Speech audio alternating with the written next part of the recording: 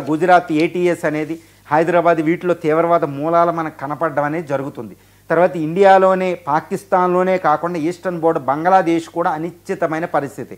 అక్కడ మలేషియా నుంచి జాకిర్ హుస్సేన్ అక్కడికి రావడం చాలా ప్రమాద గంటిక. ఎందుకంటే ఆయన చాలా భయానకమైన ఇన్స్టిగేట్ చేయగలుగుతాడు. తర్వాత ఐఎస్ఐ బంగ్లాదేశ్ వెళ్ళడం, బంగ్లాదేశ్లో యాంటీ ఇండియన్ పార్టీస్ అనేవి చాలా తీవ్రంగా ప్రయత్నం చేస్తున్నాయి. ఎందుకంటే బంగ్లాదేశ్ ఎన్నికల్లో యాంటీ ఇండియా పార్టీలు అక్కడ గెలవాలి. సో అక్కడ మనకు అశాంతి ప్రబల ఉంది.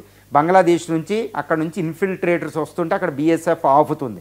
ఇవన్నీ చాలా జాగ్రత్తగా ఉండాలి. తర్వాత రీసెంట్గా ఒక నెల క్రితం నేపాల్లో కూడా నేపాల్ నుంచి తీవ్రవాద దాడులు వచ్చే అవకాశం ఉందని మన ఐబీ వాళ్ళు హెచ్చరించడం జరిగింది. సో ఈ పరిస్థితులు అన్నీ చూస్తూ ఉంటే ఈ బీహార్లో ఎలక్షన్, వచ్చే ఎలక్షన్స్ ఉంది, కోయిలేషన్ గవర్నమెంట్ ఉంది, ఫెస్టివల్ సీజన్ ఎప్పుడు కూడా ఫెస్టివల్ సీజన్లో జరుగుతూ ఉంటాయి ఇండియాలో. కాబట్టి ఇండియాని టార్గెట్ చేసుకుని ఇండియన్ ఐటీ, ఇండియన్ గ్రోత్ రేట్ని టార్గెట్ చేసుకుని పాకిస్తాన్ ఇక్కడ తీవ్రవాదం మీద మళ్ళా బ్లాస్ట్ జరిగే అవకాశం ఉంది. కాబట్టి ఈ ఢిల్లీ బ్లాస్ట్ అనేది ఒక ఇండికేషన్ మాత్రమే, ఏదో భూకంపం ముందు చిన్న భూకంపం లాంటిది. అంటే ఇండియాలో ఇంకా దాడులు జరిగే అవకాశం ఉంది అనేది వీటినన్ని ఆధారంగా మనం చెప్పుకోవచ్చు. కాబట్టి ఇండియా అనేది ఎట్టి పరిస్థితుల్లో కూడా హై అలర్ట్గా ఉండాలి. ఇక్కడ హై